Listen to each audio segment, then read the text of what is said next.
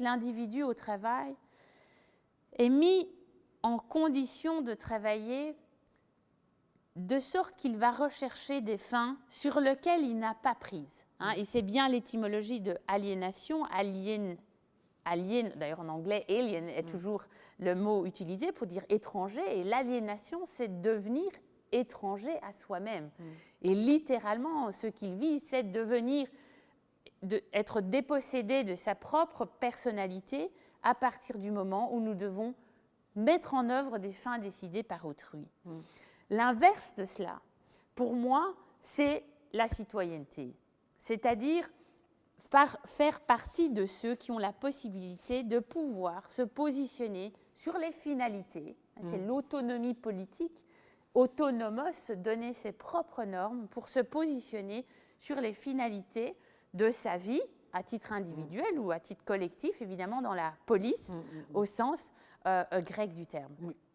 Absolument. Je crois me souvenir que Marx définissait le prolétariat, rien que le terme donne une sorte de parfum, je dirais, extraordinaire. Mais Marx définissait le prolétariat comme les personnes qui ne possèdent pas autre chose qu'eux-mêmes ou leur force de travail. Voilà. Oui. De nos jours, est-ce qu'on peut encore se posséder soi-même ou bien est-ce qu'on est privé même de cette, j'allais dire, possession ultime ou dernière ? Effectivement, l'enjeu, à mon sens, et par exemple, je pense que ce qu'on entend du côté des infirmières, par exemple, aujourd'hui, dans cette pandémie, parle vraiment à ces distinctions. C'est que vous avez une annonce que les infirmières vont toucher un peu moins de 1 000 euros comme une prime de reconnaissance de la société envers leur investissement au travail. Eh bien, ce qu'on entend, c'est que ça ne suffit pas. Ça ne leur suffit pas pour que la société exprime sa reconnaissance. Et la reconnaissance ultime, ça serait quoi?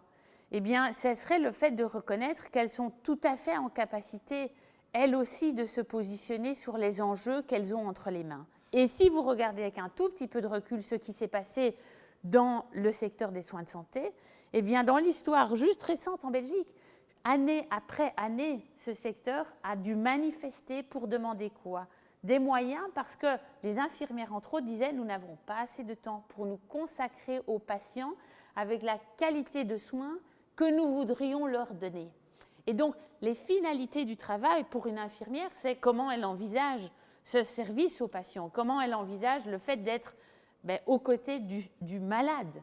Et lui donner la possibilité de peser sur les finalités, c'est effectivement donner aux infirmières la possibilité de dire pour nous, ce qui serait une norme sérieuse, décente, ça serait X patients par heure. Enfin, je ne suis pas spécialiste du domaine, mais effectivement, dans le secteur des soins de santé, on en est là. Il y a un ratio très précis de patients par infirmière par heure.